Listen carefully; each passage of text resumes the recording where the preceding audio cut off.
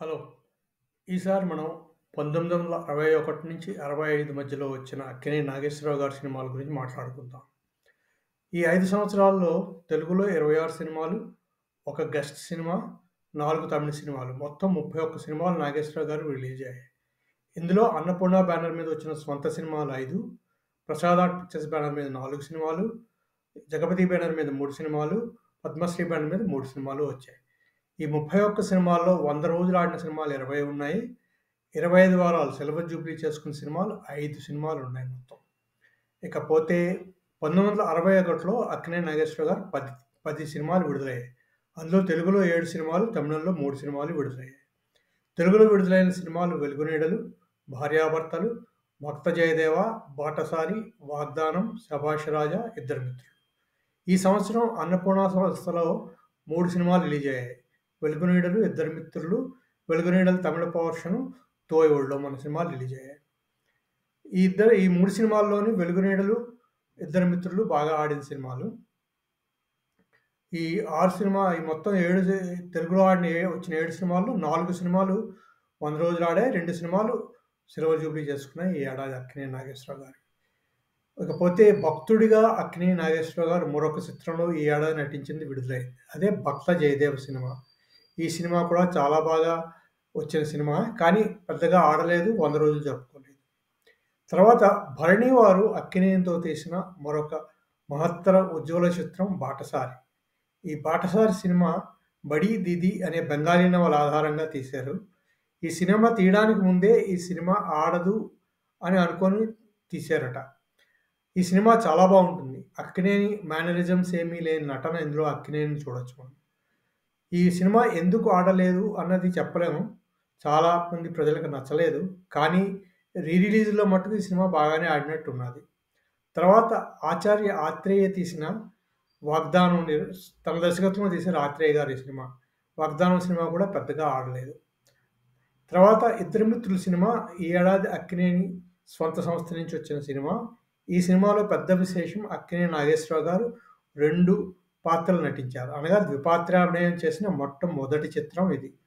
ఈ చిత్రానికి సెల్వరాజ్ కెమెరామాను. ఈ చిత్రంలో ఫోటోగ్రఫీ చాలా అద్భుతంగా ఉంటుంది. ఈ చిత్రం సక్సెస్‌ఫుల్‌గా 25 వారాలు ఆడింది. ఇదే కూడా మొదటి చిత్రం సావిత్రి గారు నటించని అన్నపూర్ణ వారి చిత్రం కూడా ఇదే అన్నమాట. ఈ చిత్రానికి ఆధారం తాషేర్ ఘర్ అనే బెంగాలీ చిత్రం. అలా ఈ సంవత్సరంలో 2 సూపర్ బ్లాక్ బస్టర్ సినిమాలు అక్కినేని నాగేశ్వరరావు గారికి పడ్డాయి. ఇకపోతే 1962కి వద్దాం. ఈ సంవత్సరం 7 సినిమాలు మొత్తం విడుదలయ్యాయి. అందులో తెలుగులో 6, తమిళంలో 1. ఈ తమిళ సినిమా ఒక్కటి కూడా గుండమ్మ కథ తమిళ వెర్షన్ 'మనిదన్ మారవిల్లై' ఇది అక్కినేని నాగేశ్వరరావు గారి 100వ చిత్రం. తర్వాత అక్కినేని నాగేశ్వరరావు గారితో రెగ్యులర్‌గా సినిమాలు తీసిన జగపతి ఆర్ట్ పిక్చర్స్ సంస్థ నిర్మించిన మొట్టమొదటి చిత్రం 'ఆరాధన' ఈ సంవత్సరం విడుదలైంది. 'ఆరాధన' చిత్రంలో అక్కినేని నాగేశ్వరరావు గారు అంధుడిగా నటిస్తారు. చాలా మంచి చిత్రం. ఇది కూడా విజయవంతమై 100 రోజులు ఆడిన చిత్రం ఇది కూడా. తర్వాత చిత్రం అక్కినేని నాగేశ్వరరావు గారితో ఆదుర్తి సుబ్బారావు గారు తీసిన స్వంత చిత్రం. బాబు మూవీస్ బ్యానర్ మీద తీసిన 'మంచి మనసులు' చిత్రం. ఈ చిత్రం 25 వారాలు ఆడి చాలా సక్సెస్‌ఫుల్ చిత్రంగా మంచి పేరు తెచ్చుకుంది. అది ఈనాటికి ఒక కల్ట్ క్లాసిక్ చిత్రం కింద మిగిలిపోయింది. దీని తర్వాత వచ్చిన సినిమా విజయవారి గుండమ్మ కథ. ఈ చిత్రం విజయవారు నందమూరి తారక రామారావు, అక్కినేని నాగేశ్వరరావు గారితో కలిసి తీశారు. కానీ ఇద్దరు హీరోలు ఉన్నా కూడా హీరోల పేరు లేకుండా వచ్చిన సినిమా గుండమ్మ కథ. ఈ సినిమాలో ఇది విజయవారి ఆఖరి విజయవంతమైన చిత్రంగా కూడా అందరూ చెప్పుకుంటూ ఉంటారు.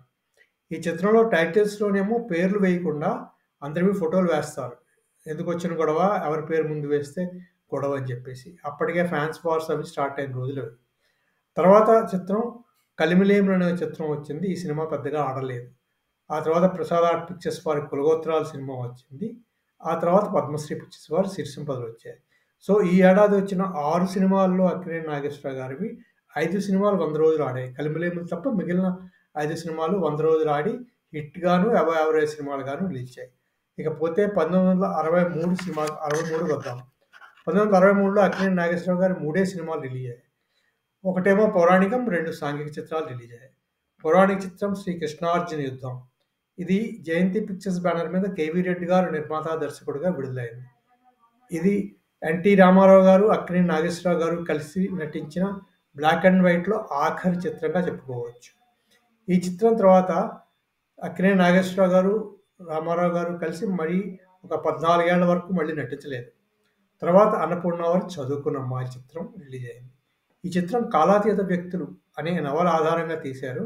చాలా బాగుంటుంది ఈ సినిమా. చూడవలసిన సినిమా. యూట్యూబ్‌లో ఉన్నది, తప్పకుండా చూడండి. ఈ తర్వాత ప్రసాద్ ఆర్ట్ పిక్చర్స్ వారు తీసిన సినిమా 'పునర్జన్మ'. ఇది ఒక చాలా మంచి చిత్రం. చెప్పుకోవాల్సిన చిత్రం కూడా. ఇందులో అగ్ని ప్రమాదంలో స్టార్టింగ్‌లోనే ఈ కథానాయకుడికి మతిపోతుంది. మతి చలించిన కథానాయకుడితో పూ పూర్తి సినిమా నడుస్తుందనమాట. కానీ అక్కినేని చాలా బాగా నటించిన సినిమా ఇది. ఎందుకో గాని ఈ సినిమా కూడా పెద్దగా ఆడలేదు. 100 రోజులు కూడా ఆడలేదు. ఈ 3 సినిమాల్లో 2 సినిమాలు 100 రోజులు జరుపుకున్నాయి. 'కృష్ణార్జున యుద్ధం', 'చదువుకున్న అమ్మాయి'. ఇకపోతే 1964 కొద్దాం.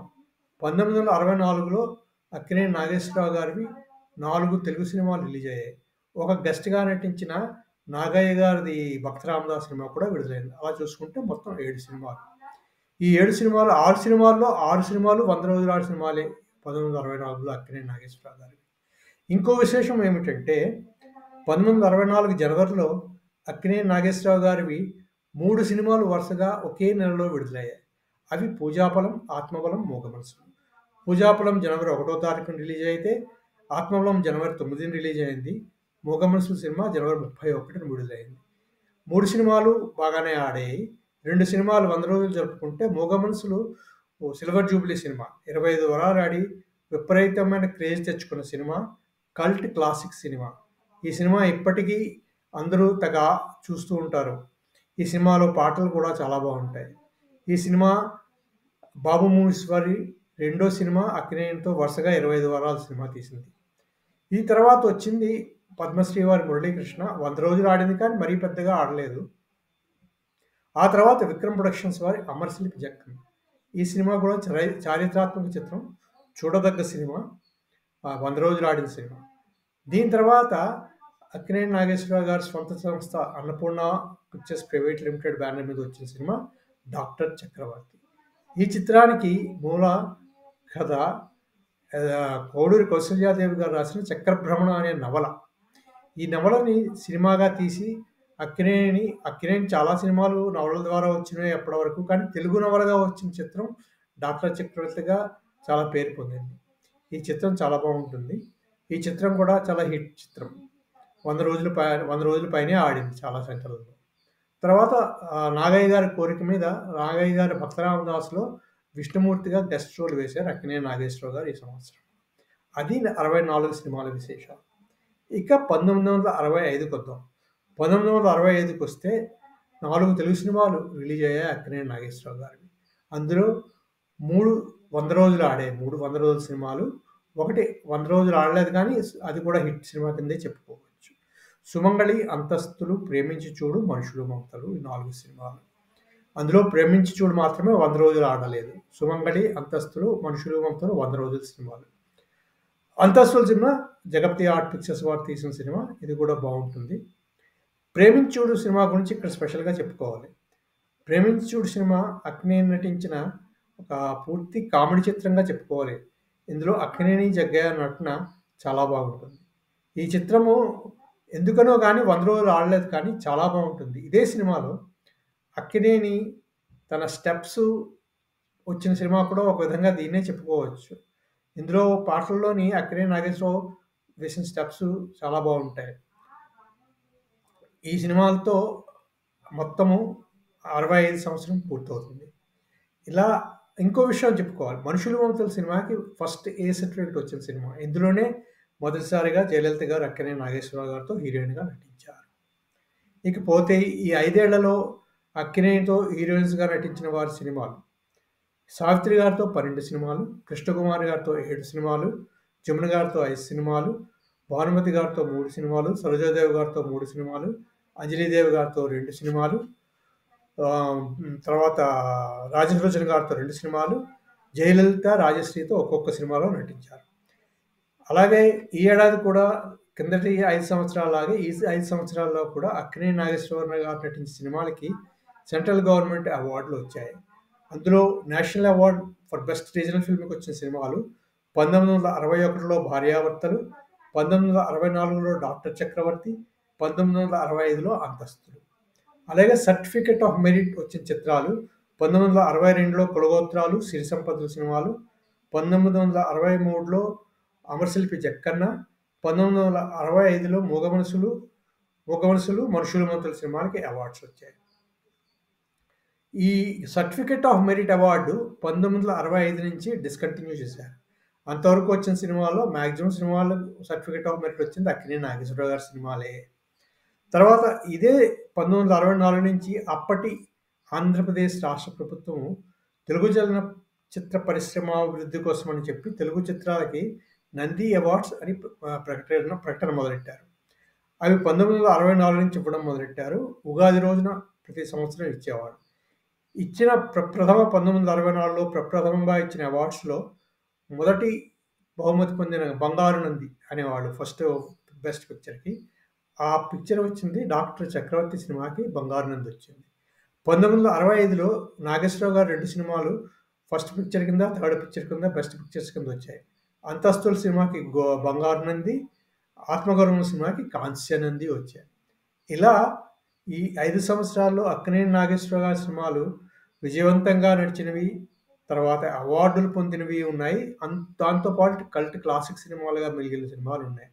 అందులో 'బాటసారి' తర్వాత 'మూగ మనసులు', 'మంచి మనసులు' ముఖ్యంగా చెప్పుకోవాల్సిన సినిమాలు. 'గుండమ్మ కథ' కూడా ఇందులో చెప్పుకోవచ్చు.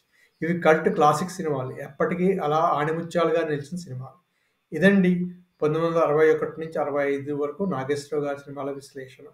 ఇక వచ్చే దాంట్లో 1966 నుంచి 1970 వరకు నాగేశ్వరరావు గారి సినిమాల గురించి మాట్లాడుకుందాం. అంతవరకు సెలవు.